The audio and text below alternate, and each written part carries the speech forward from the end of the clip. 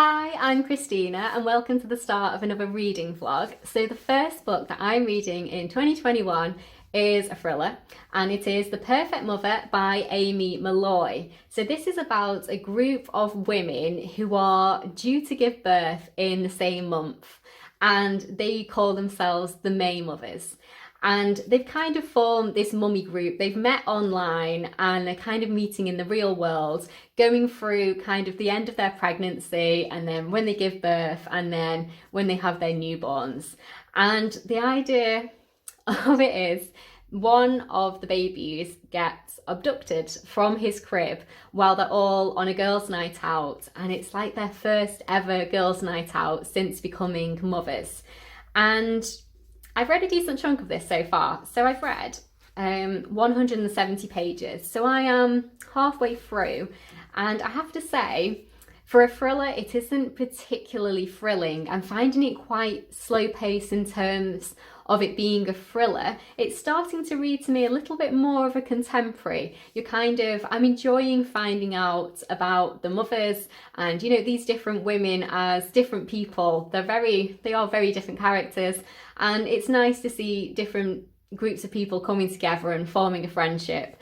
And it's written interestingly in terms of how it's written. So we have alternating chapters between the events unfolding, and then the next chapter is kind of a confessional monologue of the person who we assume has abducted the baby. But like I say, it's not particularly thrilling. It's just a little bit slow, I think. I'm enjoying knowing more about the characters. But like I say, it's kind of reading more of a contemporary. And it says at the front, if you love Liane Moriarty, you're going to love The Perfect Mother. So I thought it was going to have kind of Big Little Lies vibes. And it does have Big Little Lies vibes, but I just think Big Little Lies it's just a bit better. So it's difficult for me to read it in terms of I keep comparing it to Big Little Lies in my head because it has that kind of same feel to it. It's that kind of same genre, that kind of idea. But I think the other one did it just a little bit better. But hopefully it's got some time to pick up. We're nearly halfway left. So it might get a bit more thrilling, a bit more exciting. In terms of right now, I actually don't know who has abducted the baby, and I don't even really have any theories about who that could be. It's not one of those ones where it kind of gives you clues or you start trying to figure out the mystery, and I quite enjoy that. But so far, there hasn't been any indication at all about what might have happened. So yeah, let's see. I'm going to hope it gets a little bit better. For the first book I'm reading of the year, there's a bit ploddy, so fingers crossed it gets better. Hi, so I finished The Perfect Mother, and it's hard for me to rate this one. If I'm rating it in terms of just a thriller, I think I'd only give it 2 stars because I didn't find it particularly thrilling. I didn't find it exciting. There wasn't this kind of build up of trying to work out who the bad guy was. It was just, I don't know, it just felt a bit too watered down. The ending was very lackluster for me, and I don't think it's anything new. Like, this has been done before, and this kind of ending, I didn't like the trope that it relied on, and that's the thing that kind of stuck out to me, that I didn't like it. I didn't like the ending, and it just didn't feel very satisfactory to me. And I won't spoil it for you at all, and I won't tell you who it is, but who it turns out to be, yeah, it was a whole trope that I don't really like in a book, and it was a bit of a shame. If I'm thinking about it in terms of the book as a whole, I think I would give it 3 stars, because maybe I wouldn't actually. I'm trying to think, why would I give it 3 stars? And I think the thing that I liked the most is this focus on female friendship. I really do like that. The way that we have these 3-4 women who are very different people, very different characters. They're kind of in different stages of their life as well. So some are younger, some are older, some are like stay-at-home mums, and some are going back to work full-time. Some are married, some are single mums, and you have this kind of nice like mash of people. And to see how they all kind of gel together, and you have a stay-at-home dad as well. And it's nice to see it's nice to see like what feels like real people becoming friends in like a real situation. But yeah, it just became the way that these three women kind of are the ones that uncover who the abductor is, rather than it being like the police. It just felt a bit amateur.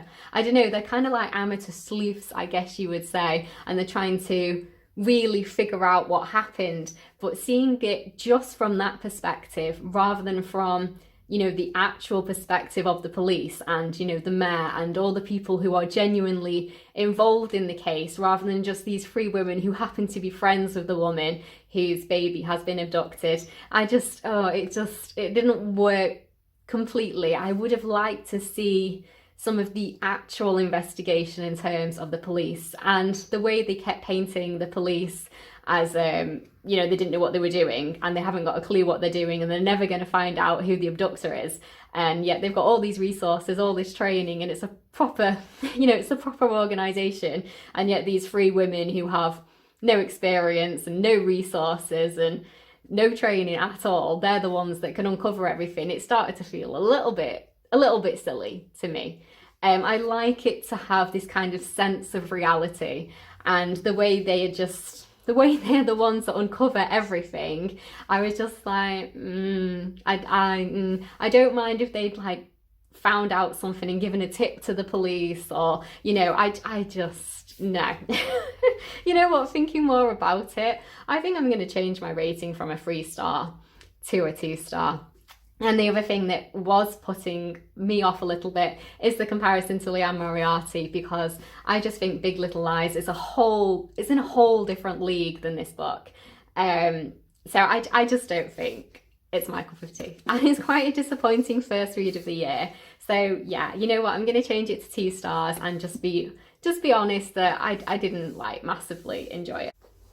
So I've just filmed my favourite books of 2020 and here they are. So that video will be up now, so I'll link it down below in case you'd like to watch it. It was really good fun choosing my best books of the year, and I think it's going to be really nice for me to look back on just to see what did I really enjoy the most. So yeah, here they are.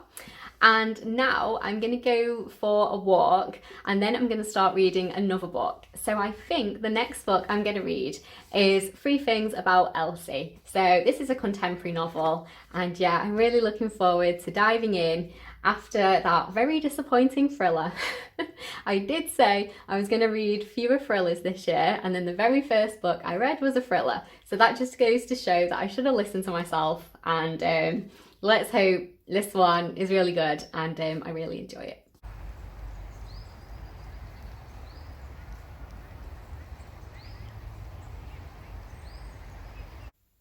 Hi, so I have a really big pile of library books that I've picked up. Look at all of those. So I'm going to open them and see what I've got. So I reserved quite a few, thinking we will probably go back into a proper full national lockdown. So I wanted to have a nice selection of books to see me through. So let's see what I've got. So the first book I have is The Midnight Library by Matt Haig. I am so looking forward to reading this one. This is his newest book and it's meant to be just absolutely beautiful and emotional and poignant, and I can't wait to read it. This will be my second Matt Haig book. So I've also read How to Stop Time by him. I read that last year and I really enjoyed it. I thought it was beautifully written. I gave it 4 stars and I almost put it in my best books of 2020. It was so close. It was like, it's my 6th favourite book of 2020, so I really enjoyed it. And yes, I think this won the Goodreads Choice Awards last year for Best Fiction, and I just think it's going to be absolutely brilliant. Really looking forward to reading this one.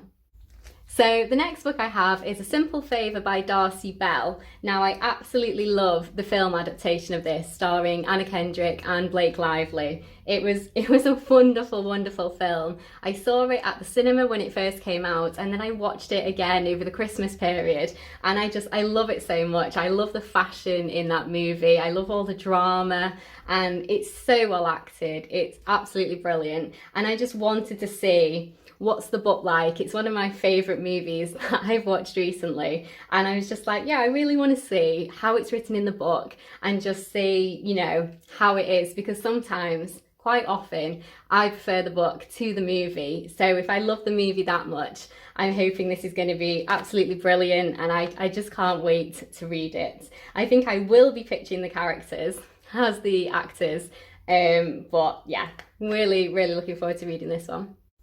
So the next book is Dark Matter by Blake Crouch. Now, I read Recursion by him last year, and it was one of my absolute favourite books of 2020, and it was hands down my favourite science fiction book of 2020. So I definitely want to read more by him as an author. So yeah, this is going to be my second Blake Crouch book.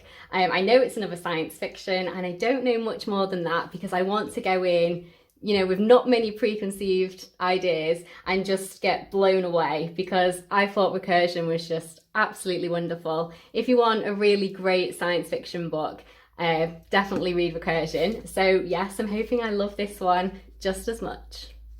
So the next book is Thunderhead by Neil Shusterman. So this is the second book in the Arc of a Scythe series. I read the first book last year and I really, really enjoyed it.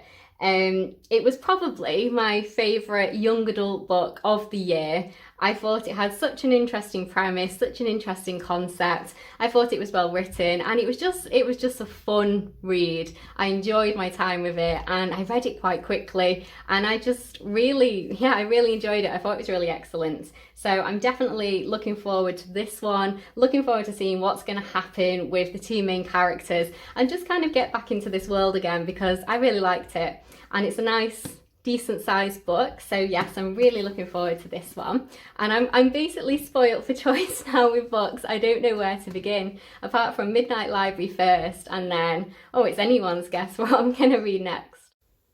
So the next book I have is Last Time I Lied by Riley Sager. So this is a thriller, and this will be my third book by Riley Sager. And I haven't had a very good relationship with him so far. So the first book I read was Final Girls, and I read that last year and I quite enjoyed it. I gave it 3 stars, but I thought it was pretty run of the mill for me, pretty average. I found it very slow paced. And I didn't love it. I thought it was good, and that's where it ended. And then I read my second book by him last year too, and that was Lock Every Door. And I liked that one even less. I only gave that one 2 stars. I didn't like the plot. I didn't like the main character. I didn't like kind of the themes that it relied upon. And I thought the ending was just, I didn't like it at all. So I enjoyed Final Girls, but I didn't think it was anything special. So this is kind of, you know, last chance saloon. I'm going to give an author one more go. I know he's also had the newest book out, Home Before Dark.